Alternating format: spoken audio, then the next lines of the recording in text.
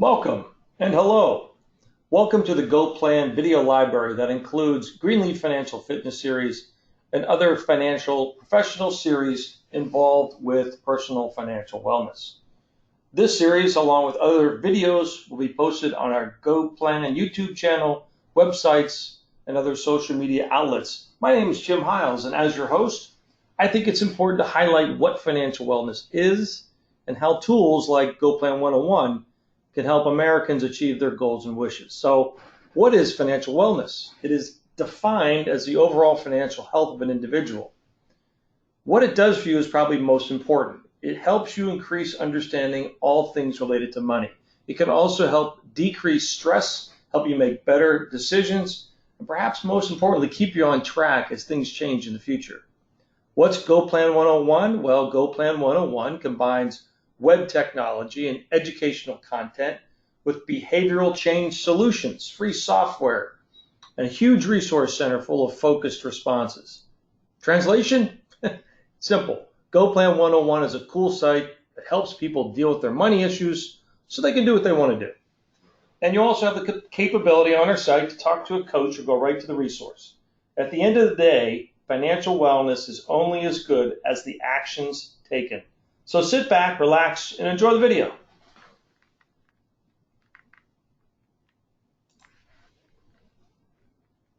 Welcome to the Greenleaf Financial Fitness Series, powered by First Capital Advisors Group.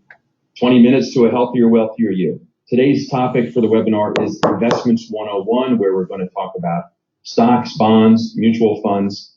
But first, I'd like to introduce the people who make these productions happen. Up top, we have Jamie Greenleaf. Jamie is a partner and advisor with Cafaro Greenleaf. Here with me today, as always, or usual anyway, is Jim Hiles. Jim is a senior partner with Greenleaf Financial. And my name is Jim D. I am a financial advisor with Greenleaf Financial.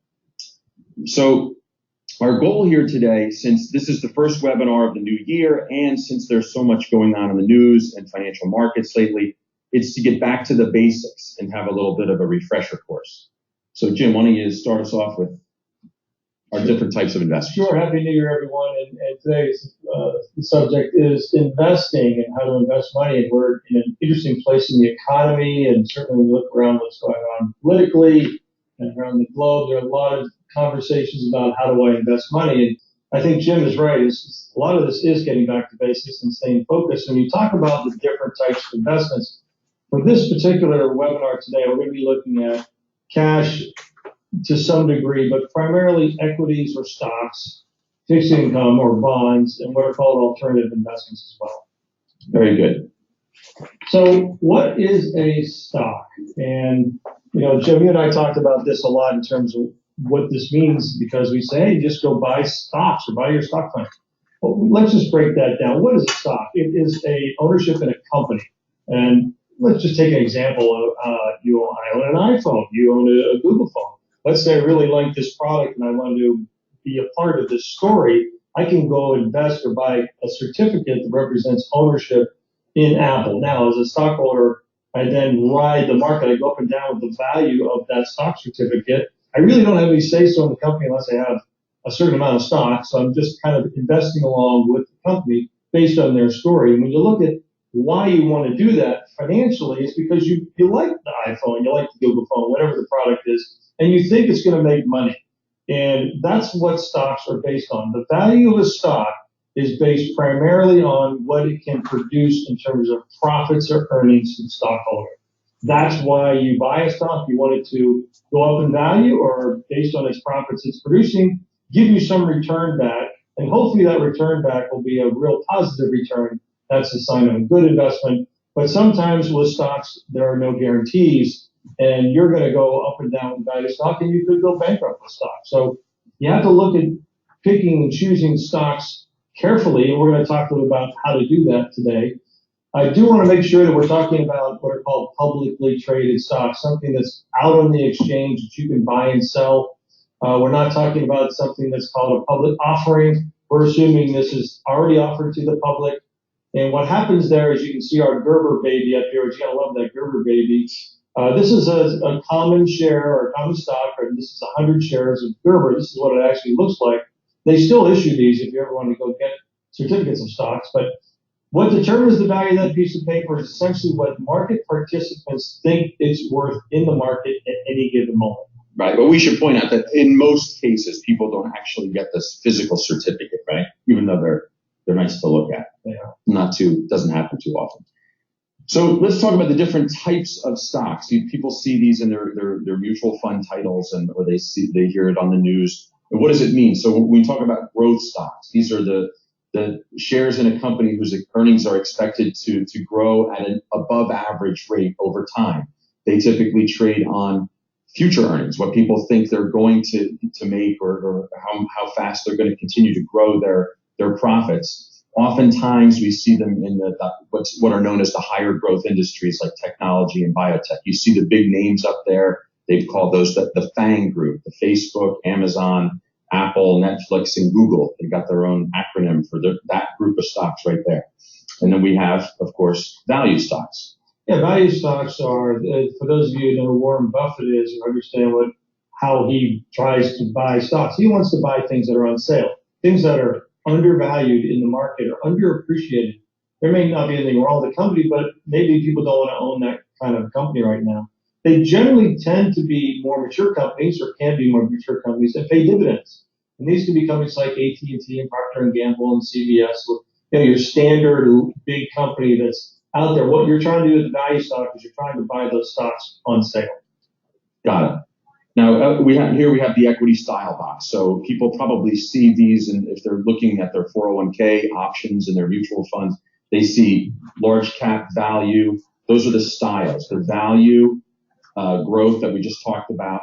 And then of course there are funds that invest in both, which would be considered a blend. And then going top to bottom, we have large cap, mid cap, and small cap. And of course, each of those can be value, growth, or blend. So those are sizes of companies based on what they're worth. And large cap generally is what you see in the Dow, or you might even see that primarily in the S&P. Right, or all those names that we just looked at up there would all be considered large cap. That's right. Right. So when you look at the computer screens or TVs and you see what are these indexes you're talking about, keep in mind that the most common ones are the Dow, which is the Dow Jones Industrial Average, which is basically, hey, what did the markets do today? And people generally say it was up or down. They're talking about the Dow, not always, but most of the time.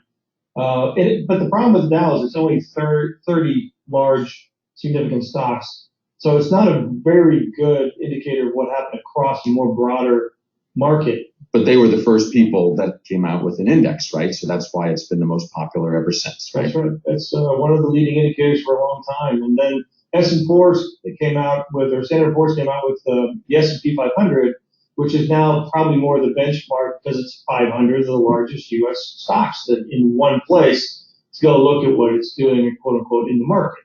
And there are others out there. As a matter of fact, there are literally hundreds of indices out there that you can look at if you're trying to figure out how a sector worked, or maybe it's an international or even another country.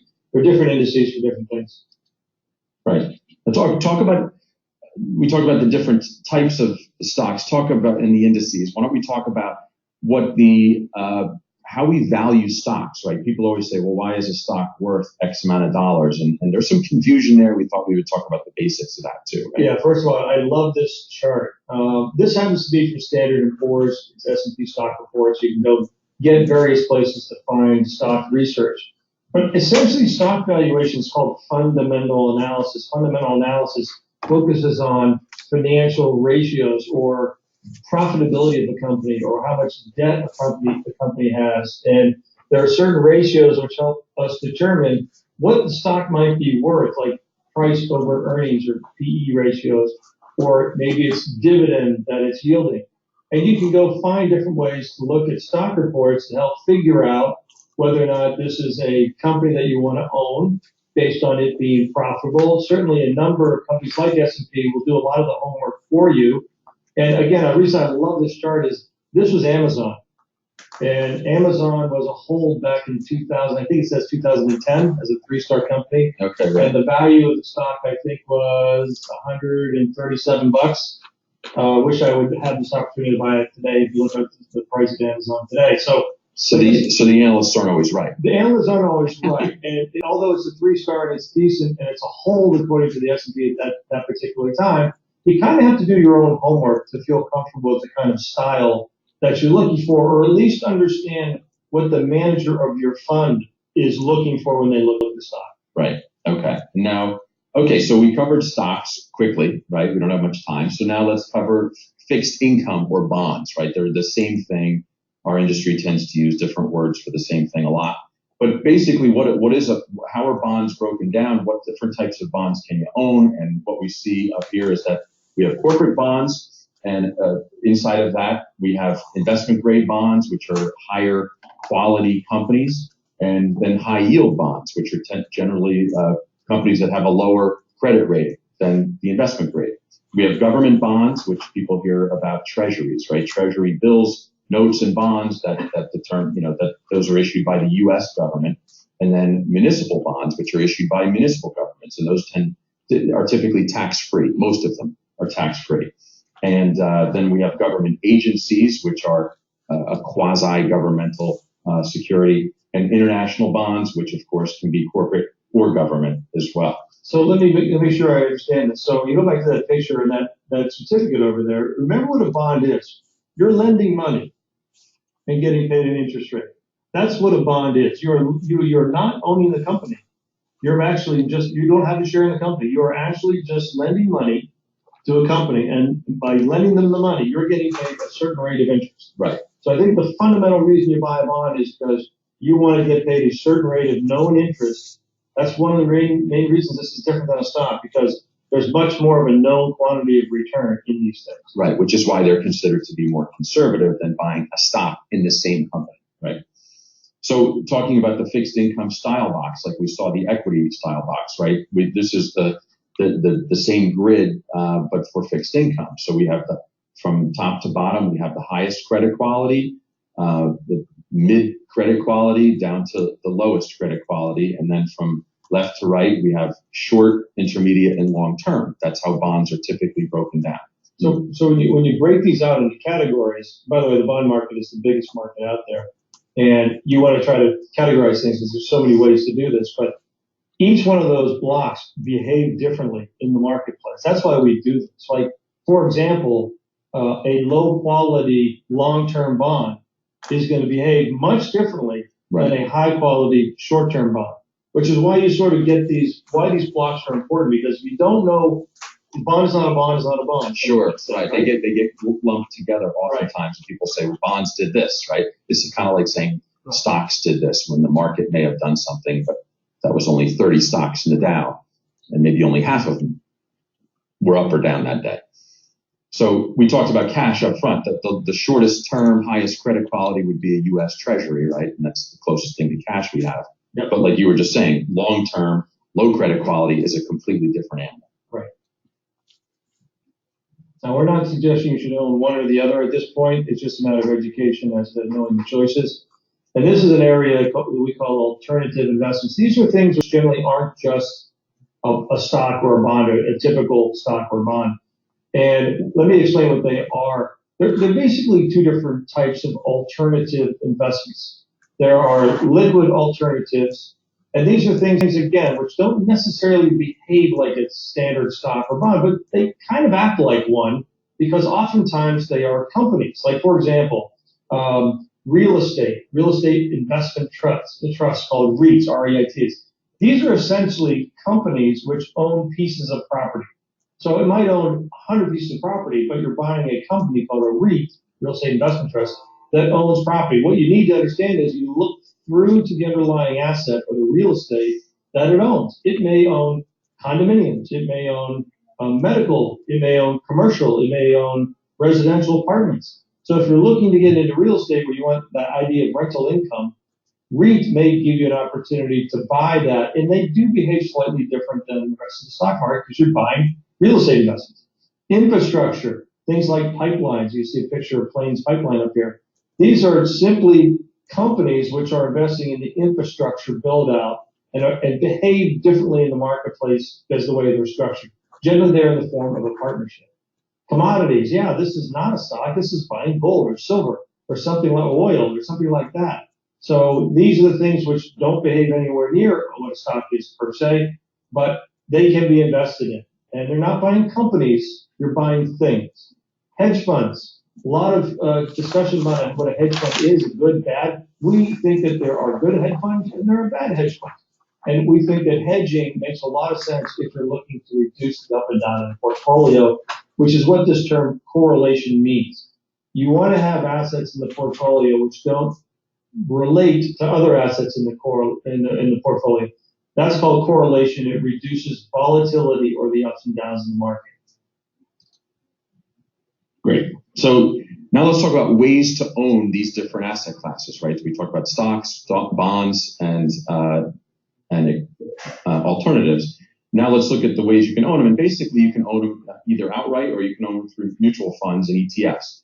And what makes those, basically, it's a way to invest in companies with a lot of other people. You don't have to go out and pick your own individual stocks or bonds. You're pooling your money with a lot of other people, and it's managed by a manager typically. It's an easy way to get diversification. You can begin with relatively small amounts, which is one of the main attractions of mutual funds. Unlike mutual funds, ETFs are bought and sold throughout the day, whereas mutual funds are typically priced once a day. The birthday cake, it is not either one of our birthdays on there, but the reason that's on there is many years ago when I was young in the business, somebody explained it, and I used to use it with people to explain it what it was when people weren't that familiar, is that no matter how big or small your slice of that cake is, if we decide to cut that up, the ingredients are always the same. So for me, was a good way to remember, or explain to people what it meant. It's all the stocks are in there, and you can have a tiny little piece, and you'll have all the same stocks as somebody who puts, who gets half the cake. And that's why the birthday cake is on there. So let's talk about ways to get financial information. So many more ways. I'm sure you all knows how to use Google, but Jim, why don't you talk a little bit about some of the other sources?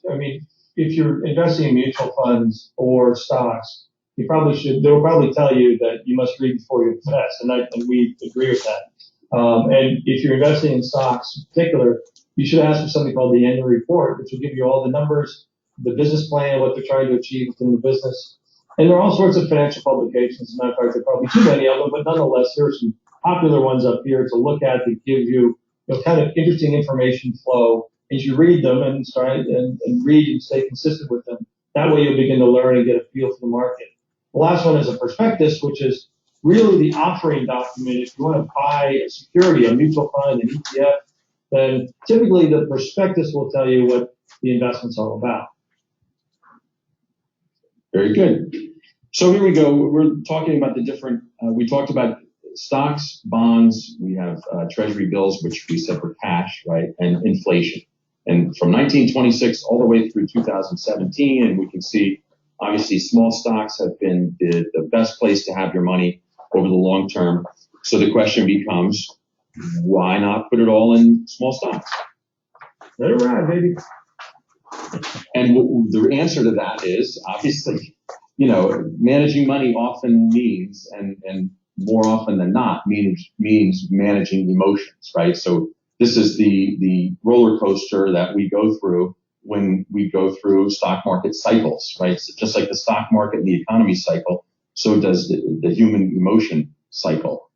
And, we start off with optimism, and typically when risk is at its highest, which is oftentimes when stocks are at their highest, is when we hit the euphoric stage, when people say, what's the point of what manage risk? Come on, I'm in, look at how great everything is. And then when things turn the other way, at the bottom, people become despondent and depressed, and that's typically when opportunity is at its highest, right? So we've seen this, both you and I have seen this a few times in our careers. And I think that the price of being in investments that produce the highest rate of return is the ability to handle the ups and downs of the investment. That's why small cap stocks over time have outperformed everyone else, but when things, quote unquote, look tough, and things will look tough on paper, you will lose paper value when markets go down.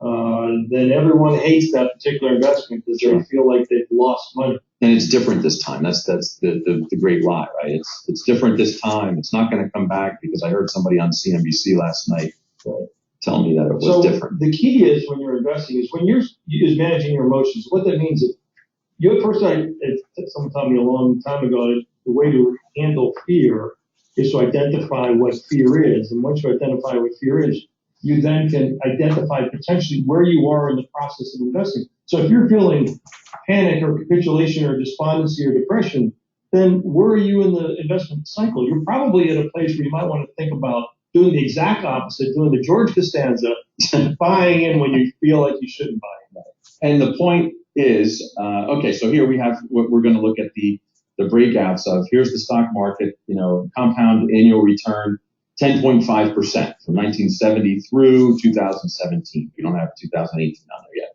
And it looks pretty good. It looks relatively smooth, as a matter of fact. But when you zoom in on these four bubbles here, the oil crisis, the stock market crash of 1987, the dot-com crash, and the banking and credit crisis, the most recent one that everybody still remembers, I'm sure, on this call. If you zoom in on those, they look really bad, right? But we have to remember that no downturn is permanent, hasn't been yet. And, if we put it in perspective, we can kind of recognize that these things don't last forever. And I think the key is you have to, everyone is different. We're not suggesting stocks are better than bonds or any alternatives are better necessarily. What is important is understanding yourself. And the best way to understand yourself is understanding your risk tolerance. And go take the quiz on gfplan.com. If you don't know what your risk tolerance is, we do have a risk tolerance quiz on there, which will be very helpful in helping understand how much of the psychological aspects of investing you can take. So do that, and then from that, the time horizon that you're investing within is also very important. And if you're, 2 years from retirement, to take a lot of risk in the stock market right now may not be the ideal thing for you. If you're 40 years from retirement, it might be the thing that you should be doing more of. So time horizon makes a big difference as well. Right, and that's part of the quiz, right? So asset allocation, risk return, right? If we look at the returns on the vertical axis, we can see that the more aggressive an investor is, the higher the returns are expected over time. And this is really, if you're allocated properly, this is the way it works. The most conservative portfolio with the lower amount of stocks and higher amount of fixed income is typically your lower, more stable returns. And volatility gets higher, but as do long-term returns, the more stocks you add to a portfolio. So it's important to know where you fit on this spectrum. Yeah, I think the other thing it's saying too is that there's a proper way to diversify. You don't just buy one or two and think you're diversifying. There's a mix or a blend, which we call an optimum blend of certain types of assets. And one of the things that we do as an advisory firm is help people figure out how much of an asset allocation, how much they should put into each bucket.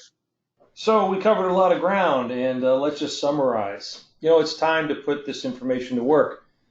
We live in a wonderful and a free country, but it's up to us to take responsibility and move forward, particularly on our personal financial wellness. So let's take some action here.